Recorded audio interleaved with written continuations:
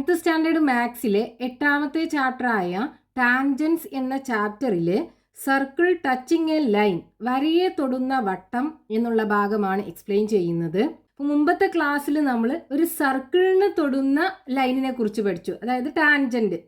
ഇവിടെ നമ്മൾ ലൈനിനെ തൊടുന്ന സർക്കിൾ, അതായത് ഒരു വരയെ തൊടുന്ന വൃത്തത്തിനെ കുറിച്ചാണ് പഠിക്കുന്നത്. ഇവിടെ നോക്കൂ, ഫസ്റ്റത്തെ ഫിഗറിനകത്ത് ഈ സർക്കിള് ഈ രണ്ട് ലൈനിലും ടച്ച് ചെയ്യുന്നുണ്ടല്ലോ. അപ്പൊ നമ്മൾ ടാൻജന്റിന്റെ കോൺസെപ്റ്റ് വെച്ച് പറയുകയാണെന്നുണ്ടെങ്കിൽ ഈ ലൈനും ഈ സർക്കിളിലേക്കുള്ള രണ്ട് ടാൻജൻസ് ആണ്. ഈ പോയിന്റിൽ നിന്നുമുള്ള രണ്ട് ടാൻജൻസ് ആണ് ഇത് രണ്ടും. ഈ ടാൻജന്റും ഈ സർക്കിളിന്റെ റേഡിയസ് ആണിത്. ഈ റേഡിയസും തമ്മിൽ പെർപെൻഡിക്കുലർ ആയിരിക്കും. അതായത് ഈ സർക്കിളിന്റെ സെന്ററിന്ന് ഈ രണ്ട് ലൈനിലേക്കുമുള്ള ഏറ്റവും ചെറിയ ദൂരം എന്ന് പറയുന്നത് ഇതാണ്, ഇതിന്റെ റേഡിയസ് ആണ്.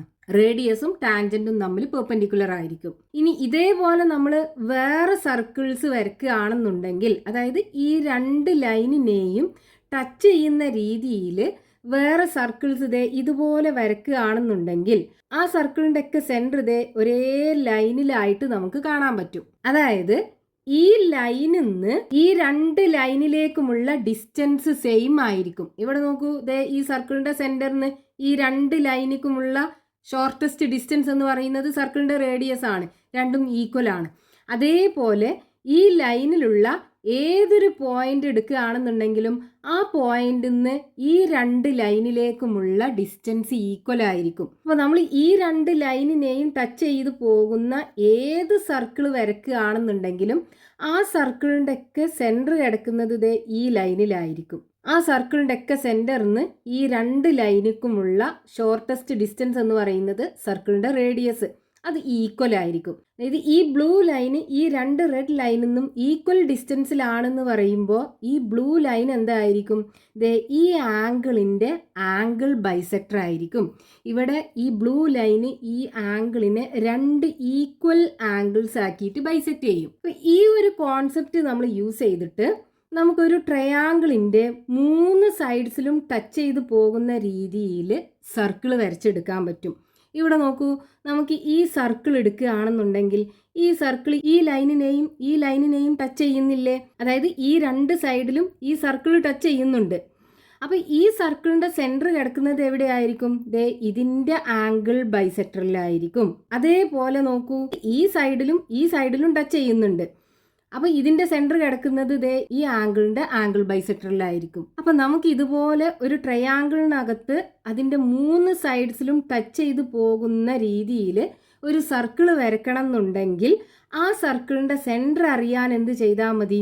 രണ്ട് ആംഗിളിന് ആംഗിൾ ബൈസെക്ടർ വരച്ചിട്ട് ആ രണ്ട് ആംഗിൾ ബൈസെക്ടറും മീറ്റ് ചെയ്യുന്ന പോയിന്റ് സർക്കിളിൻ്റെ സെൻറ്റർ ആക്കി എടുത്തിട്ട് സർക്കിൾ വരച്ചാൽ മതി. അതായത് നമ്മൾ ചെയ്യേണ്ടത് ഈ ആംഗിളിന് ആംഗിൾ ബൈസെക്ടർ വരയ്ക്കുക, ഇതുപോലെ ആംഗിൾ ബൈസെക്ടർ വരയ്ക്കുക.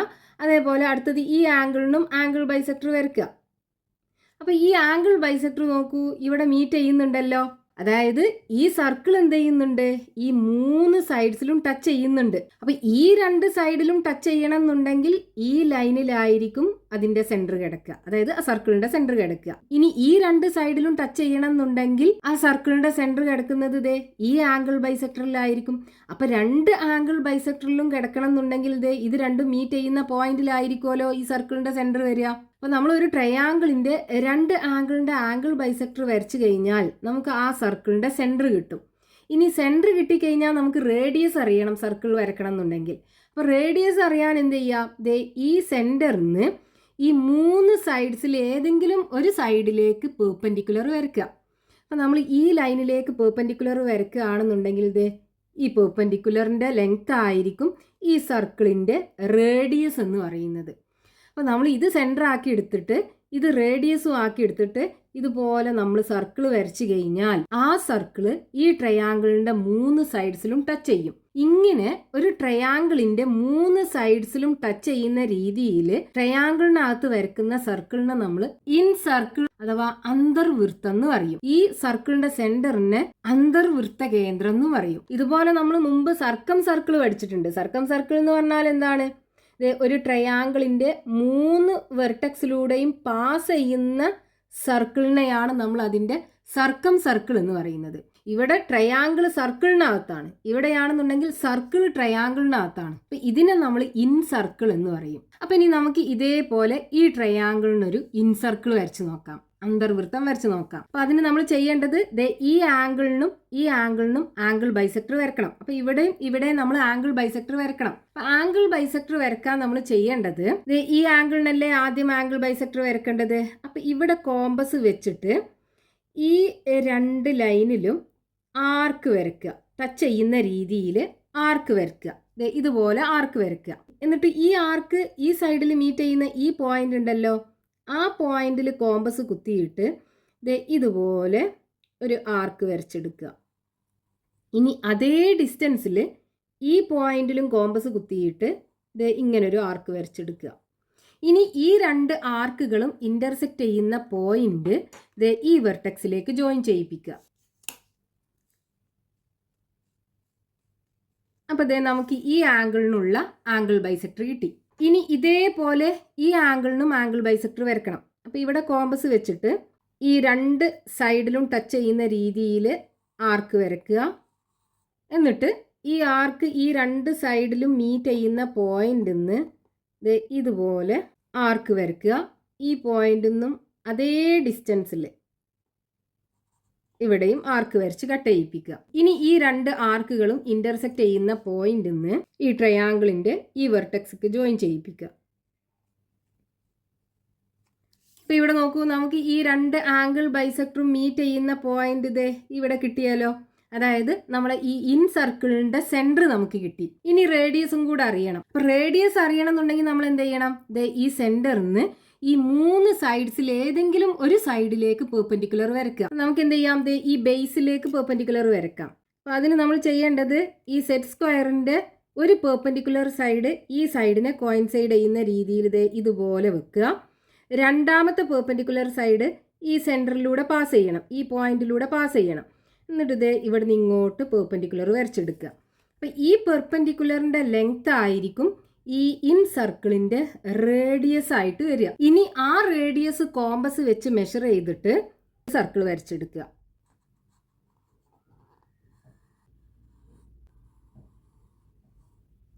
അപ്പോൾ നമ്മൾ ഈ ട്രയാങ്കിളിന്റെ ഇൻ സർക്കിൾ വരച്ചെടുത്തു. അപ്പോൾ ഒരു ട്രയാങ്കിളിന്റെ ഇൻ സർക്കിൾ വരക്കാൻ എന്താ ചെയ്യേണ്ടത്, അതിലുള്ള ഏതെങ്കിലും 2 ആംഗിൾസിന് ആംഗിൾ ബൈസെക്ടർ വരയ്ക്കുക.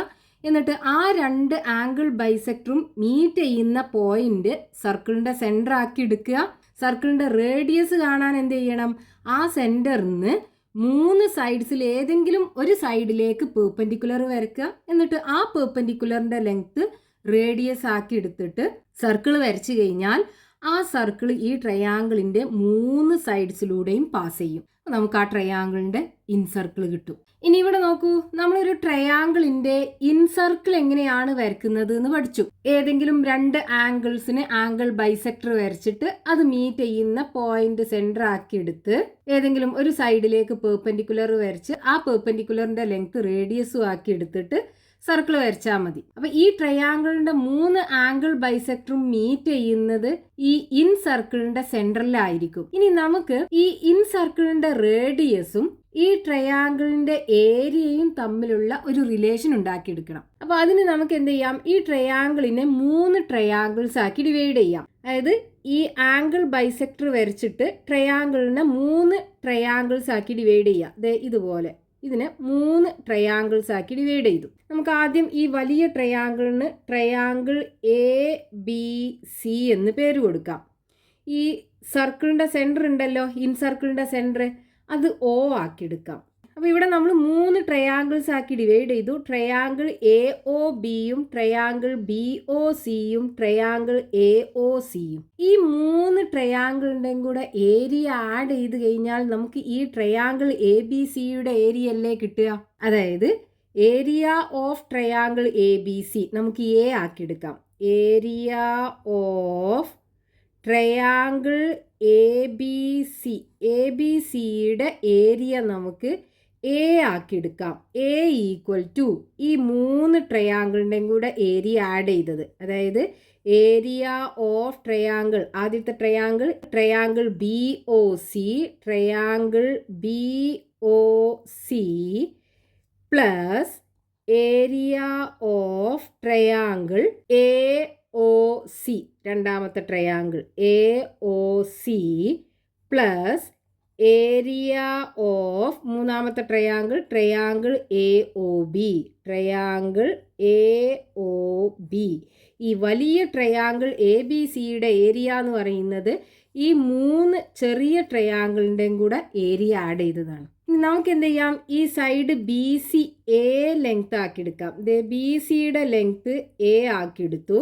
അതേപോലെ എ സിയുടെ ലെങ്ത് ബി ആക്കി എടുത്തു.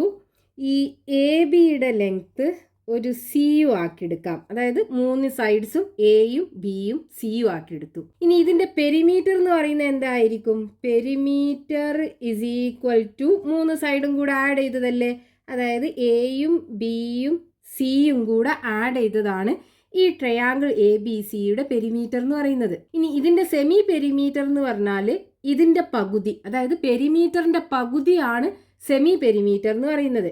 അപ്പോൾ സെമി പെരിമീറ്റർ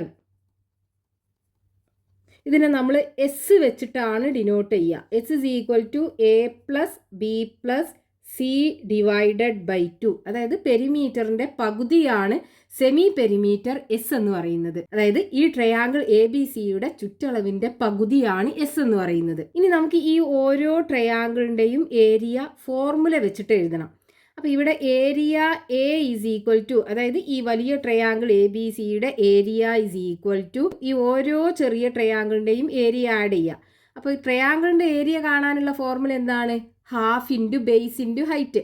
അപ്പോൾ നമുക്ക് ആദ്യം ഈ ട്രയാങ്കിൾ എടുക്കാം. ട്രയാങ്കിൾ ബി ഒ സി, ഈ ട്രയാങ്കിളിൻ്റെ ഏരിയ എന്ന് പറയുന്നത് half into base into height. Height എന്ന് പറയുമ്പോൾ ഈ ബേസിൽ നിന്നും അതിൻ്റെ ഓപ്പോസിറ്റ് വെർട്ടെക്സ് ഇതല്ലേ, ഇതിലേക്കുള്ള പെർപെൻഡിക്കുലർ ഡിസ്റ്റൻസ്. ഇത് ആ സർക്കിളിൻ്റെ റേഡിയസ് അല്ലേ, ഇൻ സർക്കിളിൻ്റെ റേഡിയസ് അല്ലേ. അപ്പോൾ half into A into R വരും ഈ ട്രയാങ്കിളിൻ്റെ ഏരിയ. അപ്പോൾ half into A into R plus രണ്ടാമത് ഈ ട്രയാങ്കിളിൻ്റെ ഏരിയ, ട്രയാങ്കിൾ എ ഒ സിയുടെ ഏരിയ. ഇതിൻ്റെ ഏരിയ എന്ന് പറയുന്നത് ഈ സൈഡ് ബി ആണ്. ആ ബിയിൽ നിന്നും അതിൻ്റെ ഓപ്പോസിറ്റ് വെർട്ടെക്സിലേക്കുള്ള ഹൈറ്റ് എന്ന് പറയുന്നത് സർക്കിളിൻ്റെ റേഡിയസ് അല്ലേ. അപ്പോൾ ഹാഫ് ഇൻറ്റു ബേസ് ബി ആണ് ഇൻറ്റു ആർ, ഹൈറ്റ് ആറാണ്. പ്ലസ് ഇനി മൂന്നാമത്തെ ട്രയാങ്കിളിൻ്റെ ഏരിയ, ഈ ട്രയാങ്കിളിൻ്റെ ഏരിയ. അപ്പോൾ ഹാഫ് ഇൻറ്റു ഇവിടുത്തെ ബേസ് എന്താണ്? സി അല്ലേ. അപ്പോൾ C into height radius of the in circle 6. ഇനി ഇവിടെ നമുക്കിത് ഈ 3 ടേമിനകത്തും ഹാഫും ഉണ്ട്, അതേപോലെ ആറും ഉണ്ട്. അപ്പോൾ ഈ ഹാഫും ആറും പുറത്തെടുക്കാം നമുക്ക്. ഹാഫ് ആർ ഇൻറ്റു ഇനി ഇവിടെ ബാക്കിയുള്ളത് ഇവിടെ എ ഉണ്ട്, ഇവിടെ ബി ഉണ്ട്, ഇവിടെ സി ഉണ്ട്. A plus B plus C equal to ഇതിനെങ്ങനെ എഴുതാം? R into A plus B plus C divided by 2 എന്ന് എഴുതി കൂടെ. ഇനി ഇവിടെ നോക്കൂ, A plus B plus C divided by 2 എന്ന് പറയുന്നത് എന്താണ്? സെമി പെരിമീറ്റർ എസ് ആണ്. അതായത് area of triangle A is equal to R into S എന്ന് കിട്ടും. അപ്പോൾ area A equal to R into S. ട്രയാങ്കിളിൻ്റെ ഏരിയ എ ഈക്വൽ ടു അതിൻ്റെ ഇൻ സർക്കിളിൻ്റെ റേഡിയസ് ഇൻറ്റു ആ ട്രയാങ്കിളിൻ്റെ സെമി പെരിമീറ്റർ. ഇനി ഇവിടുന്ന് നമുക്ക് ആർ ഇസ് ഈക്വൽ ടു എങ്ങനെ എഴുതാം? അതായത് റേഡിയസ് ഓഫ് ഇൻ സർക്കിൾ, അന്തർവൃത്തത്തിൻ്റെ ആരം equal to area by semi perimeter എന്ന് എഴുതാലോ. അപ്പോൾ നമുക്കിവിടെ 2 ഇക്വേഷൻസ് കിട്ടി. ഇനി നമ്മൾ ട്രയാങ്കിളിൻ്റെ ഏരിയ കണ്ടുപിടിക്കാൻ വേറൊരു ഫോർമുലയും കൂടെ പഠിച്ചിട്ടുണ്ട്, ഹെറോൺസ് ഫോർമുല. ഇവിടെ ട്രയാങ്കിളിൻ്റെ ഏരിയ കാണാനുള്ള formula area A is equal to square root of S into S minus A into S minus B into S minus C. ഇവിടെ എസ് എന്ന് പറയുന്നത് ഈ സെമി പെരിമീറ്റർ തന്നെയാണ്. എയും ബിയും സിയും ഈ 3 സൈഡ്സിൻ്റെയും ലെങ്ത്. അപ്പോൾ ഈ ഫോർമുല വെച്ചിട്ടും നമുക്ക് ട്രയാങ്കിളിൻ്റെ ഏരിയ കാണാൻ പറ്റും. ഇനി നമ്മൾ ഈ ഇക്വേഷനകത്ത് ഈ എക്ക് പകരം ഇത് കൊടുക്കുകയാണെന്നുണ്ടെങ്കിലോ, നോക്കൂ എന്ത് വരും? Radius R is equal to എക്ക് പകരം square root of S into S minus A into S minus B into S minus C വരും, ഡിവൈഡഡ് ബൈ എസ്. ഇനി ഈ എസ്സിനെ നമുക്ക് root S into root S എന്ന് എഴുതാലോ. അതായത് root S into root S എന്ന് പറഞ്ഞാൽ എസ് ആണ്. അതായത് square root of S square വരും. അതിൻ്റെ റൂട്ട് എടുത്തു കഴിഞ്ഞാൽ നമുക്ക് എസ് ആണ് കിട്ടുക. അപ്പോൾ ഈ എസ്സിനെ നമുക്ക് എങ്ങനെ എഴുതാം? ദേ ഇതുപോലെ എഴുതാലോ. അപ്പോൾ ഇതിനെ നമുക്ക് ദേ root of S into S minus A into S minus B into S minus C divided by root S into root S എന്ന് എഴുതാം. ഇപ്പോൾ നോക്കൂ, മുകളിലും താഴെ റൂട്ട് ഉണ്ട്. അപ്പോൾ നമുക്ക് റൂട്ട് കോമൺ ആക്കി എഴുതാം. അപ്പോൾ എങ്ങനെ വരും? S into S minus A into S minus B into S minus C divided by S into S വരും. ഇപ്പം മുകളിലും താഴെ ഒരു എസ് ഉണ്ട്. നമുക്ക് ഈ എസ്സിനെ ക്യാൻസൽ ചെയ്ത് കളയാം. ബാക്കി എന്തുണ്ടാകും? R is equal to root of S minus A into S minus B into S minus C divided by S. അതായത് R is equal to square root of S minus A into S minus B into S minus C divided by S. അപ്പോൾ ഈ formula use ചെയ്തിട്ടും നമുക്ക് ഒരു ട്രയാങ്കിളിൻ്റെ in സർക്കിളിൻ്റെ radius കാണാൻ പറ്റും. ഇനി നമുക്ക് ഈ പാർട്ടിൽ ടെക്സ്റ്റ് ബുക്കിൽ കൊടുത്തിട്ടുള്ള ക്വസ്റ്റ്യൻസ് നെക്സ്റ്റ് പാർട്ടിൽ എക്സ്പ്ലെയിൻ ചെയ്യാം.